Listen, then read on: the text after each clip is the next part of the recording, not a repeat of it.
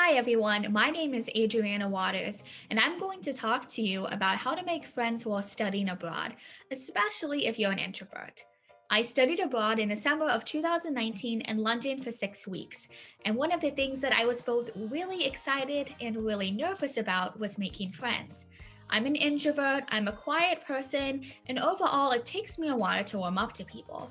So I wasn't sure how I was supposed to make these lifelong friends that people who I knew studied abroad always talked about when I was only going to be there for a short period of time. However, not only was I able to make amazing friends while studying abroad, it came a lot easier than I thought, and I still talk to several of these friends today. That being said, making friends while studying abroad may require you to step out of your comfort zone, especially if you're an introvert.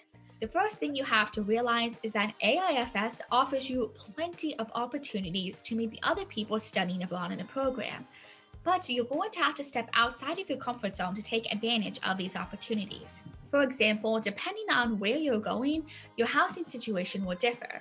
But whether you're in an apartment, a dorm, or in a homestay, know that getting to know the people you're living with is the best way to not only have someone with you on the trip, but to make really good friends with that person.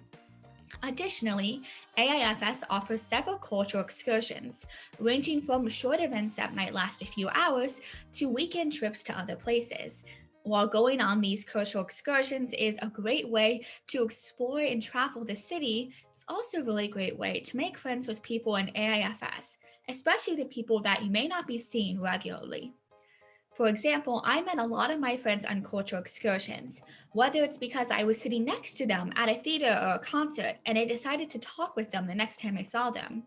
Or sometimes, about an hour before you're going to leave for an excursion, you meet someone else who's also going on it, and you decide to walk there together so you don't get lost. It's these small actions that, for introverts like myself, might be difficult to do, but they actually add up in the end, even if you wouldn't think about it. A lot of the friends I met that weren't in my classes and weren't my roommates, I met because of cultural excursions. And these friends I got to walk to the top of the Eiffel Tower with. I later sat with them at meals, and we hung out outside of the time as well. Now, of course, because you're studying abroad, that means you're involved in some type of academic experience, whether that's classes or an internship. And I know a lot of us like to separate our academic and our social lives. But studying abroad gives you the unique opportunity to mesh those things together. And by doing so, you will not only make great friends, but make your academic experience even better. One of my best friends I met while studying abroad is someone I had a class with. And it was nerve-wracking for her to ask me if we wanted to walk to class together, and even more nerve-wracking for me to try to sit next to her at meals considering we didn't know each other that well at first. However, it wasn't long before we were making jokes with each other, walking to class every day, having fun on field trips, and hanging out almost constantly after classes.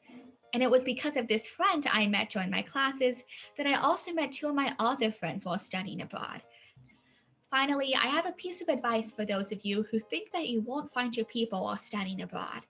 I was really nervous that everyone else was going to be much more confident, extroverted than I was. And whether you're an introvert or an extrovert, comfortable going around the city on the first day or need some time to adjust, trust me in saying that you will find your people. By taking the chance to hang out with someone I had just met that day, or by meeting up with someone in my class, I met some of my best friends that I still talk to this day. The underlying piece of advice I have for you is this. Everyone else is in a similar place as you are. They are both nervous and ready to meet new friends.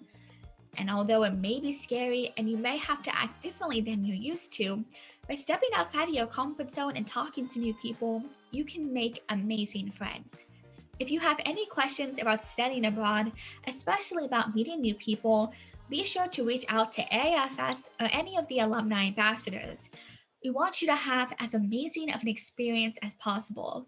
And one of the best ways to make your study abroad experience memorable is by sharing it with other people.